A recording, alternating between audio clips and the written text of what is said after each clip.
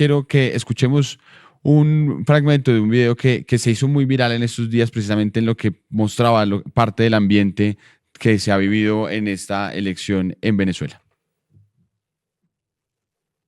Caiga en un baño de sangre, en una guerra civil fratricida, producto de los fascistas, garanticemos el más grande éxito, la más grande victoria de la historia electoral de nuestro pueblo. Bueno, ya veíamos allí la reacción. Este fue un pronunciamiento, una manifestación de cierre de campaña de Nicolás Maduro. ¿Ustedes cómo sienten que este ambiente político con estas declaraciones previas es propicio precisamente para avanzar en una reconciliación, en una superación de la polarización en Venezuela? Roy, si quieres, si ya nos escuchas, si quieres adelante y complementa su respuesta ahorita. Hola, sí, gracias. El presidente cuando menciona esto, él se refiere y se ha referido, porque lo explicó en diversas oportunidades y muchos medios lo tergiversaron, inclusive lo acusaron de amenazar al país entero con un baño de sangre si él pierde las elecciones. El presidente explicó en diversas oportunidades luego de que esto se tergiversara, de que la derecha estando en el poder en Venezuela es probable, es muy posible que esto sí causara una persecución, una cacería de brujas contra dirigentes revolucionarios, contra personas que se han mostrado abiertamente chavistas, porque ya lo hemos vivido. Ya lo vivimos aquí en el golpe de Estado del año 2002, cuando hicieron un golpe de Estado que duró 47 horas contra Chávez, y estos dirigentes de la oposición, que son los mismos dirigentes que actualmente estaban apoyando a el candidato de la oposición extremista, y puedo hablar Enrique Capriles Radonsky, Leopoldo López, María Corina Machado, participaron en cacería de brujas y encarcelamiento de dirigentes y de personas que pertenecían al gobierno de Hugo Chávez, sin una orden judicial. O sea, estamos hablando de una cacería extrajudicial, quienes además llegaron al gobierno a través de un golpe de Estado en el año 2002, a través de un baño de sangre, una masacre que causaron ellos mismos el 11 de abril de 2002, donde asesinaron no solo chavistas, sino gente de la oposición para lograr crear un caos. La oposición en este momento, y es importante decirlo, a pesar de lo que puso Kamala Harris en su cuenta Twitter, en donde, como decía el compañero Sergio Rodríguez, que estaba reconociendo la derrota de la oposición y la victoria del chavismo en estas elecciones, es también un mensaje para la oposición. Es un mensaje para la oposición para que no sigan con su plan de querer causar violencia. Han llamado entonces, en este momento, hace algunos minutos, la dirigente inhabilitada María Corina Machado ha llamado a su gente a ir a los centros electorales a presionar para que se cuenten las actas y para que se cuenten los votos, se cuenten las actas y tener la información en la mano. Es importante decir que este es un proceso que siempre se ha ejecutado transparentemente, es un proceso auditado en el 54% de todas las máquinas electorales que auditan, tiene más de 15 auditorías desde el inicio hasta el fin del proceso. Entonces, simplemente decir que esto puede ser un llamado a la violencia y a desconocer los resultados de esta elección. Bueno, Jairo, ¿cómo ves estas primeras reacciones que nos están llegando aquí desde Venezuela? No, creo que, digamos, se ve lo que los colombianos además y los latinoamericanos sabemos, el nivel de crispación política, de polarización política en Venezuela es altísimo, ¿cierto? Y por supuesto que en democracia, pues el pluralismo político es una precondición, pero lo que sucede en Venezuela, y de hecho lo vemos, la propia oposición que está reunida en la famosa Mesa de Unidad Democrática, tiene a su interior una cantidad de movimientos que antes en la política noventera de Venezuela pues eran parte de diferentes sectores políticos. Por supuesto que el fenómeno político que logró Hugo Chávez en Venezuela unificó una parte muy importante de la izquierda, pero insisto en que estas elecciones no se trataban de izquierda contra derecha. Hay una Digamos, está puesta desde hace mucho tiempo en tela de juicio la fortaleza de la institucionalidad venezolana, no solamente frente al sistema electoral y los resultados electorales, es decir, frente al respeto de los resultados de las elecciones, sino fundamentalmente en torno a los contrapesos que permiten que la confianza institucional, no solo en el proceso electoral, sino en los contrapesos que permiten tres elementos imprescindibles de la democracia que hace décadas no existen en Venezuela, que es la alternancia en el poder, los derechos políticos para la oposición y el pluralismo político, existan en mínimas condiciones para que no solo los resultados electorales, sino el Estado de Derecho venezolano tenga la fortaleza institucional para que pueda intentar conjurar no solo la violencia política, sino también la posibilidad de reunificar, reunir a la sociedad venezolana. Me gusta muchísimo que hay un llamado aquí, uno, al respeto de los resultados. Creo que eso tiene que ser un acuerdo generalizado. Se ha hecho no solamente desde los Estados Unidos, que por supuesto ha estado muy pendiente del proceso, se ha hecho también desde el gobierno colombiano, se ha hecho desde el gobierno brasilero, que han sido acompañantes del proceso, que de alguna forma también empujaron o han empujado las vedurías y esta mesa que se estableció entre gobierno y oposición, ¿cierto? El nivel de crispación es tal que la mesa entre gobierno y oposición no se establece al interior, sino se establece por fuera. Eso nos ayuda un poquito a entender el nivel de fisura, el nivel de fractura, la herida profunda que existe al interior de la sociedad venezolana. Y claro, lo hemos visto también en muchos países de América Latina. El nivel de alto resentimiento, de rabia, de indignación que existe por parte de muchos venezolanos migrantes frente al gobierno de Nicolás Maduro y por ende al proyecto político. Entonces, es muy difícil de alguna forma acordar bajo qué marco simbólico podemos hacer el análisis de estas elecciones. Uno podría pensar, ¿cierto?, que estos son elecciones de izquierda versus derecha. No es el caso de lo que está pasando en Venezuela y no es el caso de lo que ha pasado en las últimas décadas en Venezuela, precisamente en función de cierta captura del Estado.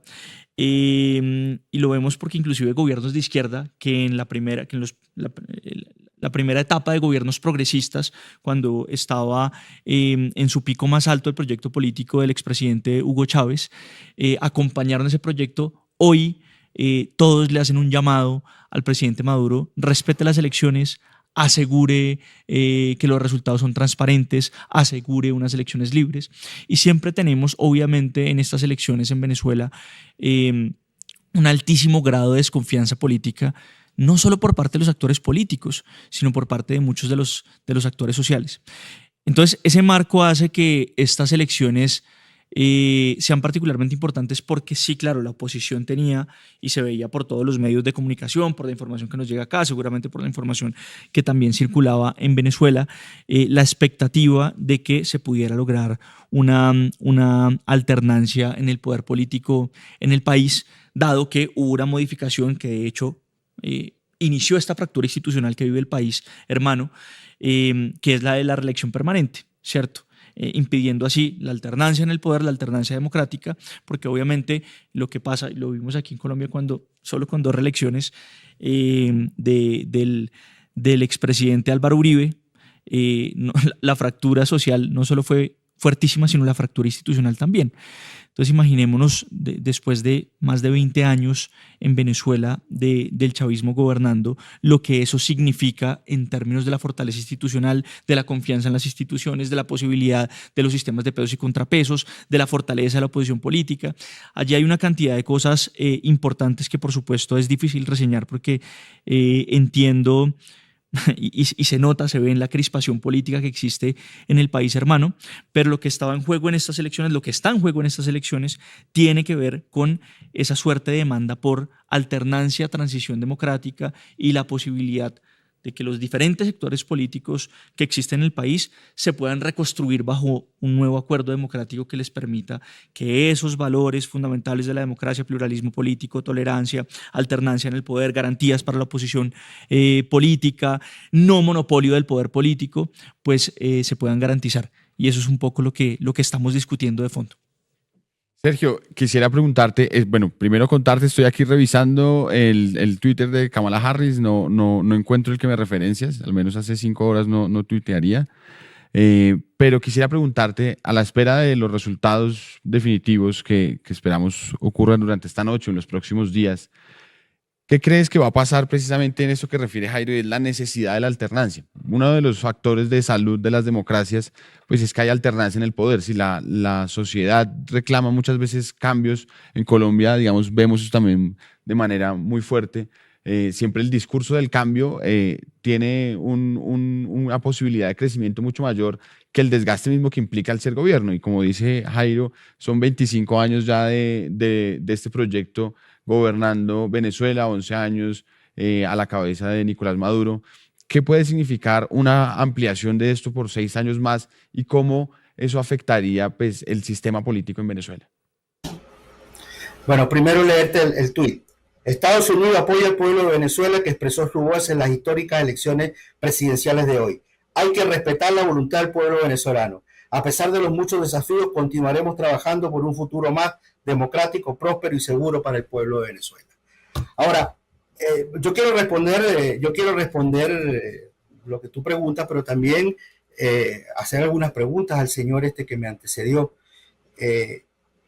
Polarización política y crispación política. Yo no sé cuándo fue la última vez que vino este señor a Venezuela.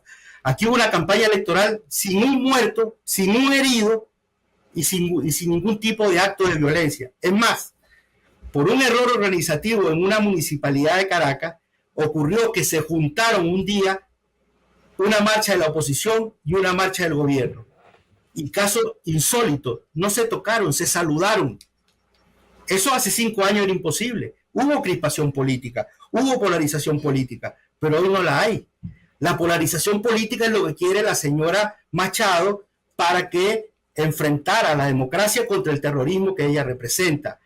Y que representa, hay que decirlo, apoyada por ciertos sectores de Estados Unidos, no por todo Estados Unidos, por ciertos sectores de Estados Unidos. Este señor decía que esta no es una elección entre izquierda y derecha, efectivamente. No es una elección entre izquierda y derecha. Esta es una elección de Venezuela contra Estados Unidos, donde la oposición no juega. La oposición no tiene proyecto, no tiene propuesta, no tiene programa, no tiene candidato. La oposición es una instancia teledirigida desde Estados Unidos que cumple las órdenes. Cuando el gobierno y la oposición negociaron y cuando iban a llegar a un acuerdo y lo iban a firmar, una llamada de teléfono desde Washington, presidente de Duque por el medio impidió que se llegara a un acuerdo. Una oposición que tenga criterio propio hubiera firmado ese acuerdo, pero no lo hizo. Ahora, hay definiciones conceptuales que hay que aclarar. Aquí el señor habla de alternancia. ¿Qué alternancia habla?